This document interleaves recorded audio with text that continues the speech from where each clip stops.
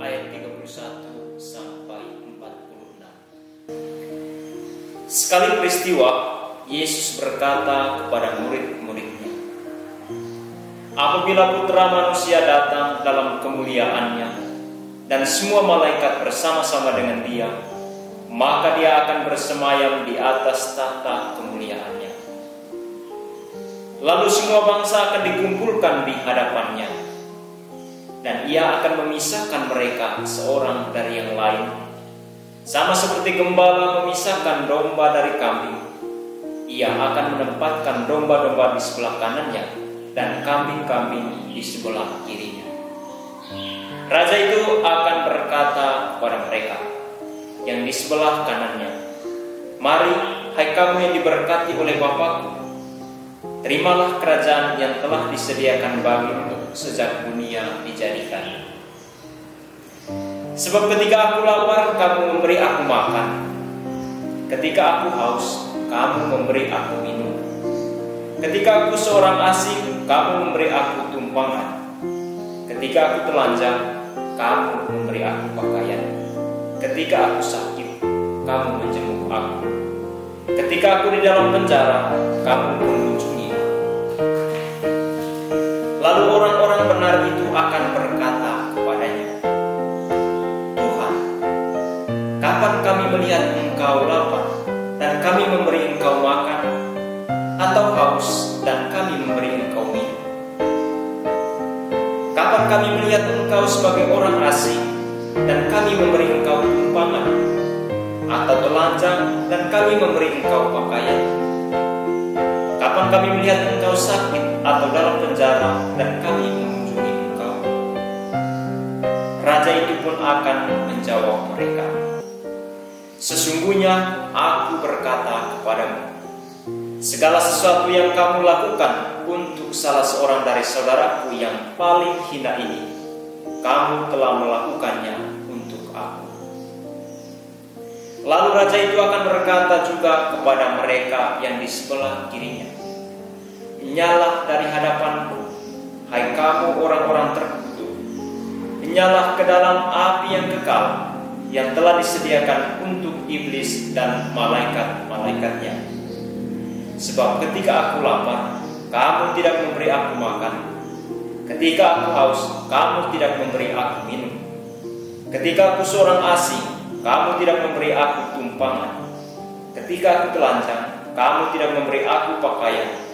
Ketika aku sakit dan dalam penjara, kamu tidak menjenguk aku. Lalu mereka pun akan berkata kepadanya, Tuhan, kapan kami melihat Engkau lapar, atau haus, atau sebagai orang asing, atau telanjang, atau sakit, atau dalam penjara, dan kami tidak melayani Engkau? Ia akan menjawab mereka, sesungguhnya aku berkata kepadamu, segala sesuatu yang tidak kamu lakukan untuk salah seorang yang paling hina ini, kamu tidak melakukannya juga untuk aku. Orang-orang ini akan masuk ke tempat siksaan yang kekal, tetapi orang benar masuk ke dalam hidup yang kekal. Demikianlah sabda Tuhan.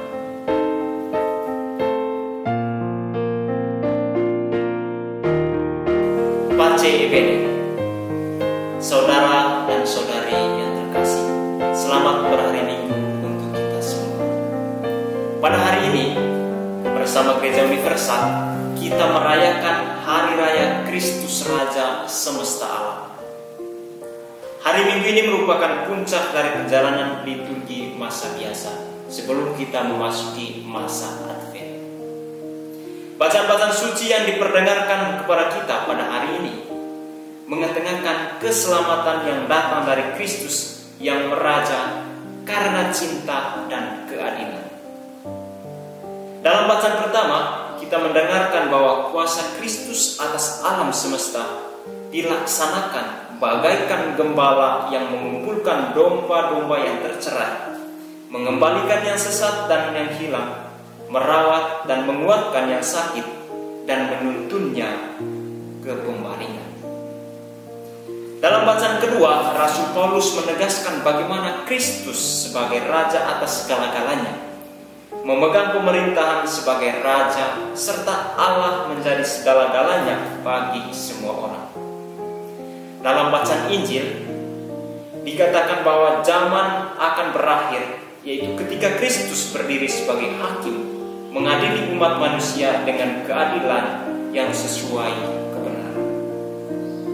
Dengan perayaan ini kita sebenarnya berada dalam hidup di dalam suatu kerajaan, di dalam suatu persekutuan sebagai suatu keluarga besar, yakni keluarga Allah yang dibangun dan dipelihara terutama oleh Allah dan bukan oleh manusia.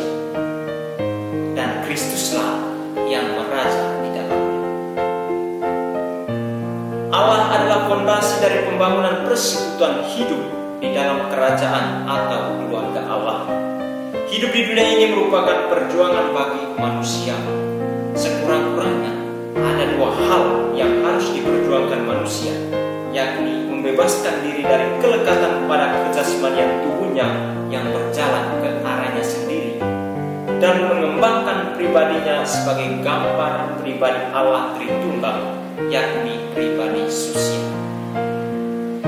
Saudara dan saudari yang dikasihi oleh Tuhan, kebangkitan Kristus dari antara orang mati bagi kita yang mengimani Dia merupakan harapan untuk memperkuat perjuangan kita, bahwa berkat darah Kristus yang ditumpahkannya di salib, Ia telah melimpahkan hidup ilahinya kepada kita, agar kita tekun dalam perjuangan kita menaklukkan dorongan tubuh bersama Kristus dalam penderitaan dan kematiannya.